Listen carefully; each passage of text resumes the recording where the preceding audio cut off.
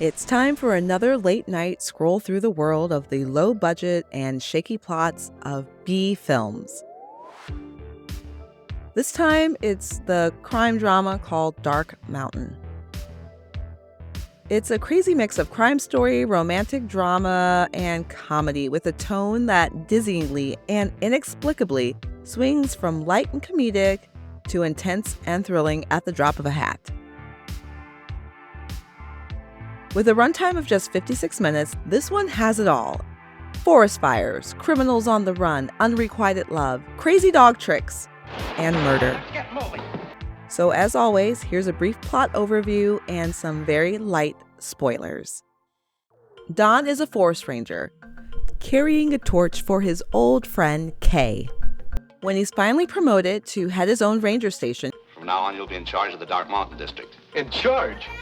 Oh, that's great. he heads off to propose marriage. Sir, when I go up to Dark Mountain, I'll be taking along a wife. That is, I hope so. Unfortunately for Don, he and Kay have never been in a real relationship, and for some reason it never occurred to him to ever tell Kay that he's got feelings for her. We have been awfully good friends. Don, I don't quite know how to say this.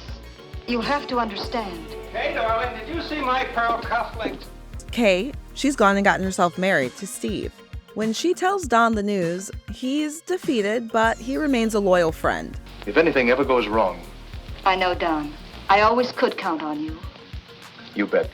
And oh boy, will she need help. Steve's pretty well off, and Kay's living in style. But he's involved in some nebulous, crime-coded business like importer-exporter. What business he in? We'll sell merchandise. So that's pretty shady. Well, if you have the right connections, you can get anything. Well, ain't that the truth? When Kay overhears just exactly how her husband makes his money, she wants out. That merchandising business is nothing but a blind for stolen goods. Like, girl, you didn't ask him about any of this before you got married? But Steve won't let Kay go. And when he gets in over his head and has to blow town, he drags her with him when he goes on the run. Forced to split up when the cops start to close in, Kay takes Don up on that offer. If anything ever goes wrong, I know, Don. I always could count on you. I've got to see you. I'll be there in 20 minutes. And Don, no questions asked, hides Kay in an empty cabin on Dark Mountain.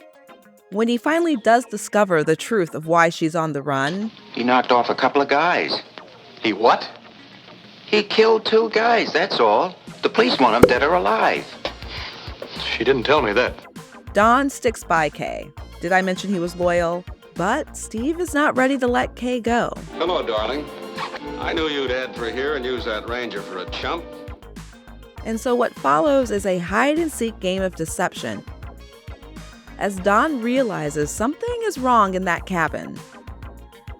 And Kay and Steve increasingly grow frustrated with the situation and with each other. Stop that eternal pacing. This place is driving me nuts. In the end, Don must figure out a way to save Kay before it's too late. Dark Mountain is not a Poverty Row picture. It was produced by Paramount Studios' B unit, Pine Thomas Productions, which was both prolific and profitable for Paramount.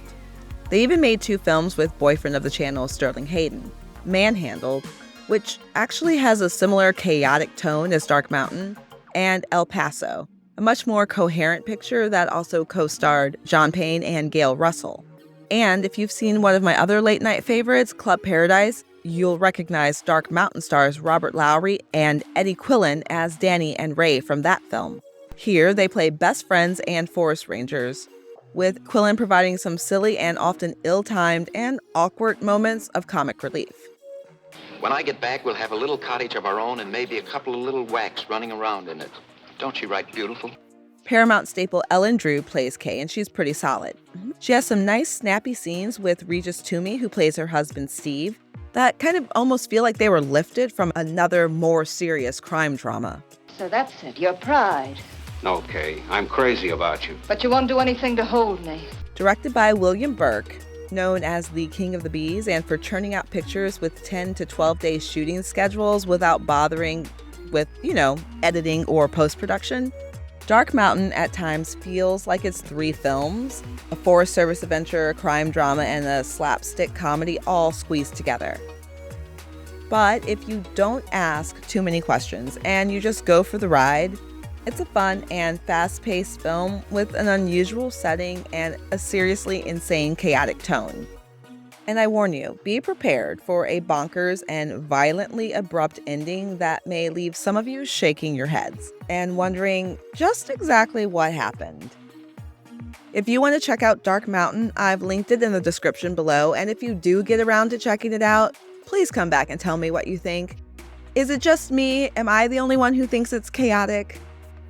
There are 8 million stories in the cinema cities.